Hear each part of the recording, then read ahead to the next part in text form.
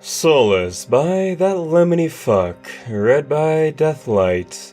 Chapter 6, Wait.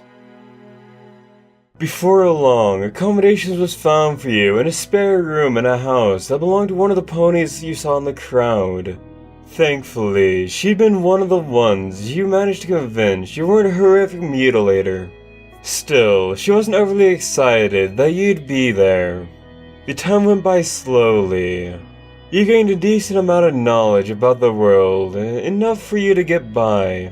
The locals weren't exactly thrilled that you were here to stay, often receiving piercing glances as you made your way around.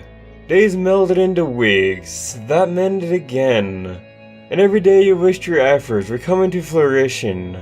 It had been a whole month since you brought that pony back, and you had been waiting ever since. Not knowing how she was doing was driving you insane. In the meantime, you learned all you really needed to about this world. You learned the name of the pony you cared for. Lyra Heartstrings. Whatever life you led back on Earth was practically forgotten, which gave you a troublesome thought. When all this was done, what would you do? With a reception like this, there's little way you'd be able to stay and have a good life. But back home, things wouldn't be much different either. Things weren't peachy at all.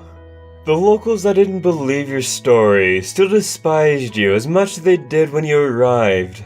And the ones that did still weren't the nicest people towards you. As a result, you didn't make many friends. Well, you didn't make any friends at all. But the thread of hope that Lyra was okay was all that kept you going. One day, you were out taking a walk, receiving those glares and ignoring them with your gaze fixed on the ground beneath your feet. You turned out all the background noise long ago. All that you could hear was the rhythmic tapping of your shoes on the ground.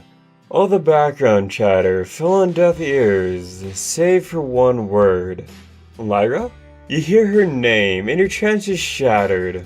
All the talk of those around you, once silent, now violently cascaded upon your ears.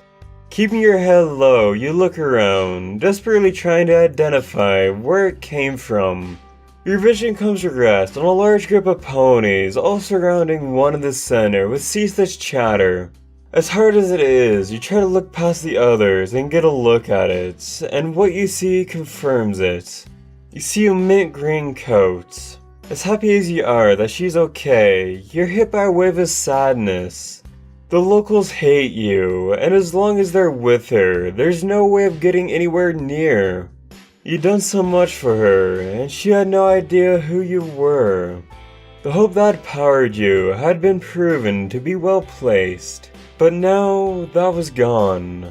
You knew she was okay, and there was no need for that hope anymore.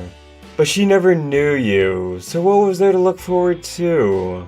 Covertly watching the group, you see Lyra emerge as a much more beautiful sight than the last time you saw her. You see her speaking to the others, and you're able to identify her voice from the others filling the air. And she had a wonderful, sprightly, cheery voice. But every good thing was offset by the gray truth that loomed over you.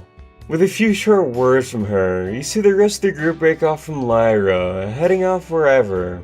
Growing tired of being plagued by the inevitability, you go back to staring at the ground.